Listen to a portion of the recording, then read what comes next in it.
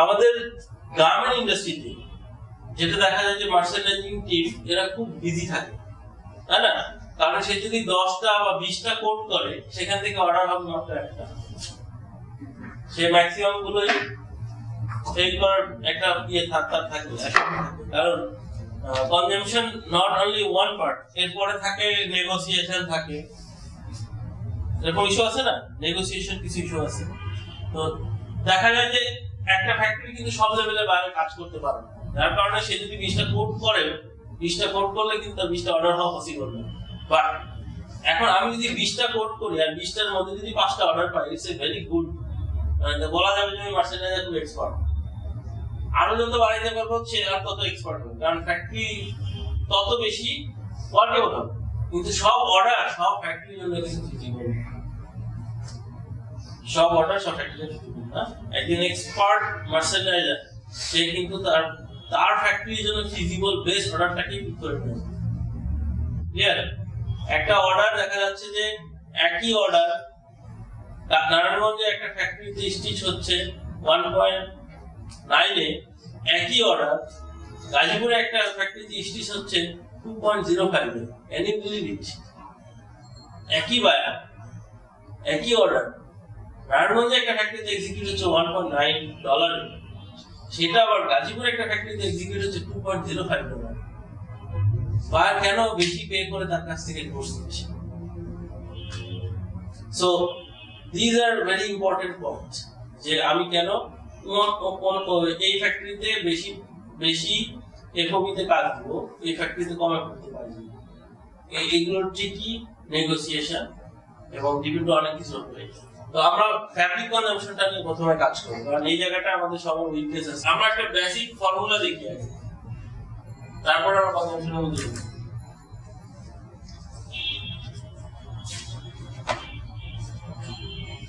একটা রেক্ট্যাঙ্গেল বা বর্গক্ষেত্র হোয়াটএভার ইট ইজ, এই দুইটা ইয়ে থাকে, তাই না? এটা কি?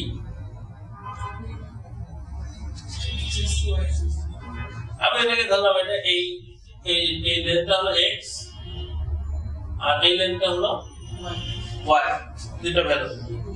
তাহলে আমার এটা এরিয়াটা কি? x ইনটু y, xy, সোজা কথা,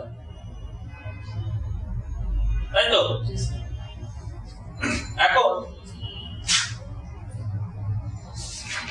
কোন একটা স্পেসিফিক এরিয়া যদি আমি বের করতে চাই, যে এতটুকু এরিয়া আমার লাগবে, এইটুকু প্রয়োজন নাই, তাহলে কি করতে হবে? আমি এইটুকু আমার লাগবে, এতটুকু আমার প্রয়োজন নেই, তাই তো? যেটুকু উইথ লাগবে ওইটুকু উইথে ভাগ দিলে তাহলে আমার একটা দিলে আরেকটা বের হবে। এখানে কি তখন এটা x নাম্বারটা এইটুকু হলো x1 x2, তাই তো? x1 আর x2 আমার যে কোনো একটা ভ্যালু জানা থাকতে হবে, তাই তো? আমি যদি এরিয়া জানি তাহলে আমার যে কোনো একটা ভ্যালু জানা থাকলে আমি আরেকটা x1 টাকে বের করতে পারবো, রাইট? অথবা আমাকে x1 জানতে হবে, জানলে আমি এইটুকু বের করতে পারবো। গার্মেন্টসে কনজাম্পশন কস্টিংটা ঠিক এই ফর্মুলার ভিতরে লিখে, এর বাইরে কিছু না। এর সাথে আরেকটা জিনিস আছে, সেটা হলো জিএসএম। এখানেও কিন্তু গ্রাম পার স্কয়ার মিটার। তার মানে আমি যদি এরিয়াটা জানি, যেমন এইটুকু এরিয়া কি আসবে? x1y, right?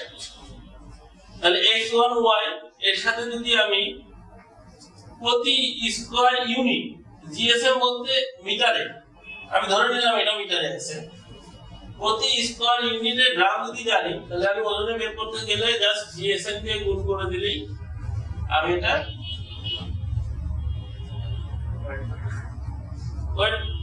ওয়েটটা আমি বের করে দিতেছি, রাইট? এটা হতে পারে গ্রামে, হতে পারে কেজিতে। এটা যদি 1000 দিয়ে ভাগ দিই তাহলে কি হচ্ছে? কেজিতে চলে যাচ্ছে। That's the basic. এখন আমরা একটা স্ট্যান্ডার্ড টি-শার্ট স্লাইডার কন্টিনিউ করার আগে আমরা একটা স্ট্যান্ডার্ড টি-শার্ট দেখব। How to draw a manual consumption from a specific measurement. একটা টি-শার্টের মেজারমেন্ট থেকে আপনার ম্যানুয়াল কনজাম্পশনটা কিভাবে বের করতে পারেন, রাইট?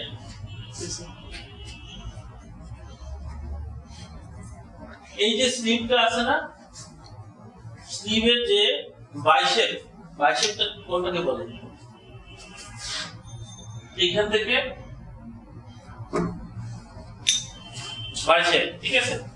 এই বাইসেপটা মোটামুটি চেস্টের কাছাকাছি থাকে, রাইট? ওকে, সবসময় সমান হবে এরকম ক্ষেত্র বিশেষে ফিটিং এর উপর ভ্যারি করে, ঠিক আছে? বাট এটাকে ধরে নেওয়া হয় যে এটা চেস্টের কাছাকাছি থাকে। তো নরমালি যেটা করা হয়, একটা টি-শার্ট আমরা প্রথমে এরিয়াটা বের করি, রাইট? এরিয়াটা কি থাকে আমাদের? লেন্থ, স্লিভ লেন্থ প্লাস সিম অ্যালাউন্স। সিম অ্যালাউন্স বলতে যতগুলো অ্যালাউন্স আছে মূলত সবগুলো অ্যাড করা ইনটু চেস্ট প্লাস সিম অ্যালাউন্স। এই ফর্মুলাটা কি সবাই পরিচিত কিনা? Area of A garment. আমি ধরে নিলাম এই টি-শার্টটা, তাহলে এখন আমরা এটার সাথে এটাকে মিলাবো। ফুল লেন্থ কি? এখান থেকে শুরু করে এই পর্যন্ত ভিতরের যে বেসিক ব্লকটা আছে এখানে কিন্তু সিম অ্যালাউন্স দেওয়া আছে, দেখছেন? মানে ভিতরের যে বেসিক ব্লকের লেন্থ আর সেই সাথে স্লিভের লেন্থ হলো এখান থেকে এই পর্যন্ত। এই দুইটাকে ওখানে যোগ করতে হবে, করে সিম অ্যালাউন্স অ্যাড করতে হবে। এই যে সিম অ্যালাউন্স দেওয়া আছে, এখানে শুধু সিম অ্যালাউন্স আছে, এখানে কিন্তু হেম অ্যালাউন্স আছে। এখানে সিম অ্যালাউন্স আছে, এখানে হেম অ্যালাউন্স আছে। তো এই জিনিসটা আমাকে এখানে অ্যাড করতে হবে। ফ্যাক্টরিতে কি করা হয় লেটস সি। আমরা আগে দেখি, এখানে আমরা এইটাই বের করি, এইটাতে কত আছে আমরা দেখি। চারটা সাইজ আছে। এখানে একটা ইম্পর্টেন্ট পয়েন্ট আসলো যেটা আপনাদের জানার দরকার, যে গার্মেন্টস এর সাইজ কয়টা থাকলে আপনি কোন সাইজটার উপরে কনজাম্পশন ক্যালকুলেট করবেন, রাইট? এটাকে আপনারা জানেন এক্স্যাক্টলি। যেটা মিডলে থাকে অথবা যেটা মিডলের থেকে উপরে যে থাকে, নট কাছাকাছি, মিডলের থেকে যেটা উপরে থাকে সেই সাইজটা আমাকে পিক করতে হবে। Depends on the situation. এখানে যদি সাইজ থাকে চারটা, স্মল, মিডিয়াম, লার্জ, এক্সেল, তাহলে মিডল কোনটা? এখানে কি পিক করতে হবে? লার্জ। আর যখন এটা থাকবে X small, small, medium, large, XL, এখন আমার সেই ডেফিনিশনের কন্ডিশন ফুলফিল হয়েছে যে আমি এখন এম ধরে ক্যালকুলেট করতে পারবো। করলে আমি এভারেজ কনজাম্পশন অ্যাচিভ করতে পারবো, যেটা বায়ার এবং আমার ভিতরে কোনো কনফিউশন ক্রিয়েট করবে না। আমি যদি এই ক্ষেত্রে স্মল ধরে করি অথবা এল ধরে করি, তাহলে বায়ার আমার সাথে, এখানে বায়ার খুশি হবে, এখানে বায়ার বিরক্ত হবে, বায়ার অর্ডার পিক করতে পারবে না, ঠিক আছে? আর এই জিনিসটাকে বলা হচ্ছে নেগোসিয়েশন,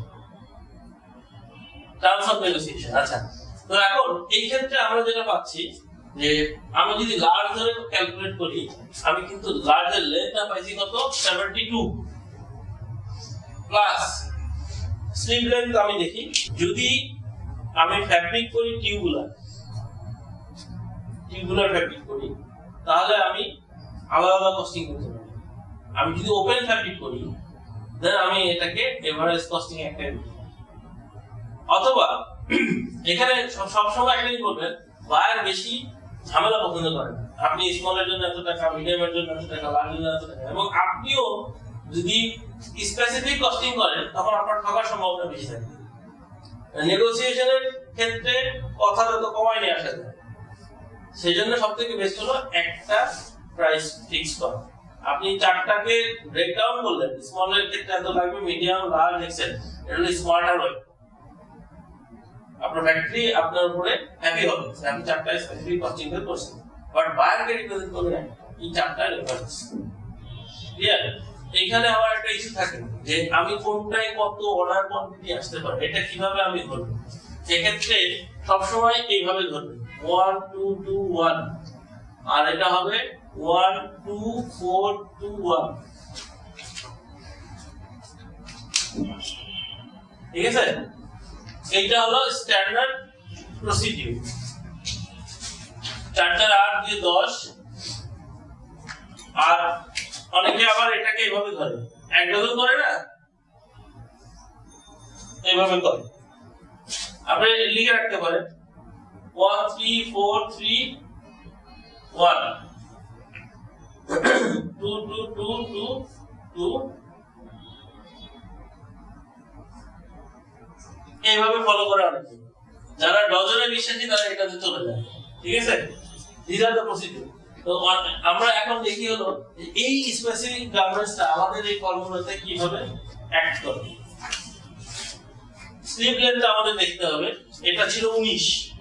ঠিক আছে, আমরা এখানে স্পেসিফিকলি দেখি 19। এখন এই জায়গাটায় আমাদের কিন্তু আছে, এই জায়গাটা সিম অ্যালাউন্সের মধ্যে আসলে ফ্যাক্টরি মার্চেন্ডাইজাররা কি কি অ্যাড করে। নরমালি একটা বডিতে সিম অ্যালাউন্স থাকে 1 সিএম আর 2.5 সিএম, কত হয় 3.5 সিএম। একটা স্লিভেও ঠিক তাই, 1 সিএম এবং 2.5 সিএম অথবা 3 সিএম, সরি 3.5 সিএম অথবা 3 সিএম স্লিভের ক্ষেত্রে। স্লিভের হেমটা একটু ছোট হয় বডি হেমের থেকে। তো 3 এবং 3.5 কত হওয়ার কথা 6.5 সিএম, কিন্তু ফ্যাক্টরিতে এটাকে ধরা হয় হলো স্ট্রেট টেন্সিং। কেন? That's a question. 1% যদি আমরা শিঙ্কেজ কনসিডার করি 1%, তাহলে 72 সিএম কত আসে? তো 0.72 আসবে, তার মানে 1 সিএম আসবে, তাহলে ওইটা এখানে অ্যাড হবে, রাইট? স্লিভের ক্ষেত্রে একটা অ্যাড হবে, যদিও ভ্যালুটা অনেক কম। ফ্যাক্টরি এইখানে ওয়েস্টেজ পার্সেন্টেজটাকে ধরে নেয়, কারণ মার্কার এফিসিয়েন্সি সম্পর্কে তার কোনো আইডিয়া নেই। আরো একটা লস আছে যেটাকে বলা হয় মার্জিনাল লস। যখন এটাকে বলা হয় সেলভেজ লস অথবা মার্জিনাল লস। যখন আমরা ফেব্রিক লে দেই তখন চারপাশে 1 ইঞ্চি করে বাদ যায়, রাইট? এই 1 ইঞ্চি তো আমি এস্টিমেট করতে পারতেছি না এখানে ম্যানুয়াল ক্যালকুলেশন। তো আমাকে কি করতে হচ্ছে, ওইটাকে ভিতরে অ্যাড করতে হচ্ছে, দ্যাট ইজ अराउंड 3%। এখন এই 10টাকে ধরা হচ্ছে হলো সিম অ্যালাউন্স আছে এখানে अराउंड 6.5 থেকে 7 সিএম, একদম স্ট্যান্ডার্ড। এর সাথে আছে 1 সিএম হলো আমার শিঙ্কেজ লস। নিট গার্মেন্টস হ্যান্ডলিং এর জন্য কাটিং করার পরে কিছুটা ছোট হয়ে যায়, আমরা জানি যে স্প্রেডিং এর উপর ডিপেন্ড করে। তাহলে আর 2 সিএম বাকি থাকলো। এই 2 সিএম আপনি যদি ক্যালকুলেট করেন দেখবেন যে এটা 3% অলমোস্ট। ঠিক না? Is around 2%। সো এই 2% কে ধরা হচ্ছে হলো এই মার্জিনাল লস ধরে এস্টিমেট করা হচ্ছে। তো এই ক্ষেত্রে আবার টেস্ট আছে আবার 52। এখন আমরা সিম অ্যালাউন্স কত হওয়া উচিত? ফ্রন্ট পার্ট আমি তো 52 ধরছি, তাই তো? তাহলে আমার 52 হলো লুকিং, 52 ইনটু 2 হবে first, front end back pipe, right? Total circumference. এখন কতবার সেলাই করা হয়েছে? এই পাশে একবার, এই পাশে একবার, দুইবার। দুইটা পার্টকে দুইবার সেলাই করা হয়েছে, রাইট? তাহলে এই পার্টের সাথে এই পার্টে 1 সিএম 1 সিএম 2 সিএম, এই পার্টের সাথে এই পার্টে 2 সিএম, তাহলে টোটাল 4 সিএম। বাট এখানে হাফ সিএম করে একটা অ্যালাউন্স এডিশনাল রাখতে হয়, হাফ সিএম করে। কেন? এই কাটার পরে যে ছোট হয়ে যায়, এই ছোট হওয়াটা প্রিভেন্ট করা যায় যাতে বায়ার অ্যাকুরেট মেজারমেন্টটা পায়। তাহলে এটাকে ধরতে হবে কত? 6 সিএম, রাইট? এটাকে আমরা হচ্ছে শিঙ্কেজ। নরমালি এই 6 জায়গায় ধরা হয় হলো 8 সিএম পার্সেন্টেজ। ঠিক আছে, বাড়ায় না। তো আমরা 6 সিএম ধরেই করি, এটা না হলেও চলে, কারণ আমি অ্যালাউন্স এখানে ধরে দিচ্ছি, রাইট? আমরা এখানে 6 সিএম ধরেই করি। এই ইউনিটটা আমরা কিসে করছি? টোটালি সেন্টিমিটারে। আমাদের গার্মেন্ট ইন্ডাস্ট্রি গুলো ম্যাক্সিমাম ক্ষেত্রে ইঞ্চি ইউজ করে। এন্ড মাইন্ড ইট, আপনি ইঞ্চি ইউজ করা মানে আপনার লাইফটাকে আরো কমপ্লেক্স করে ফেলছেন। ইঞ্চি ক্যালকুলেট করা খুব টাফ। সো সব সময় টেক্সটাইল ইঞ্জিনিয়ারদের প্রতি এবং আমি যখন যেসব ফ্যাক্টরিতে ডিল করি সবার প্রতি আমার সাজেশন থাকে হলো সিএম ইউজ করার জন্য। এইগুলো তো সিএম, এটা সেন্টিমিটার স্কয়ার, রাইট? এখন আমরা যদি ইউনিটটাকে মিটারে করে ফেলি তাহলে আরো ইজি হয়ে যাবে না? 1.01 1.10 মিটার স্কয়ার। এখন এটা গুণ দিলে কত আসবে? 1 মিটার স্কয়ার, রাইট? তাহলে আমরা যেটা পাইছি আমার স্পেসিফিক এরিয়াটা কতটুকু লাগবে সেটা আমরা বের করতে পারছি। এখন কনজাম্পশন হয় দুইটা ফর্মে, একটা হলো লেন্থ আর একটা হয় ওয়েট, ওজন, আর একটা হলো ফ্যাব্রিক লেন্থ, যে আমার কত মিটার ফ্যাব্রিক পারচেজ করতে হবে অথবা কত কেজি ফ্যাব্রিক পারচেজ করতে হবে স্পেসিফিকলি অর্ডারের। এখন আমি টোটাল এরিয়াটা পাইছি, আমি যদি এখন ওয়েটে ক্যালকুলেশন করতে চাই তাহলে আমার একটা অ্যাডিশনাল ইউনিট লাগবে, সেটা কি? জিএসএম, আর এরিয়াটা বের হয়ে গেছে। আর আমি যদি এটাকে লেন্থে বের করতে চাই তাহলে আমার একটা ইউনিট লাগবে, সেটা কি? Fabric with. তাহলে যে কোনো একটা পাইলে আমি বুকিংটা দিতে পারবো যে কত গজ কাপড় আমার এক পিস গার্মেন্টসের জন্য লাগবে, বা এটা আমি রিপ্রেজেন্ট করতে পারবো। তাহলে এখন আমার প্রয়োজন হলো fabric width or GSF to finalize the consumption calculation. Fabric width কত হইলে বেস্ট মার্কার এফিসিয়েন্সি গেইন করা সম্ভব।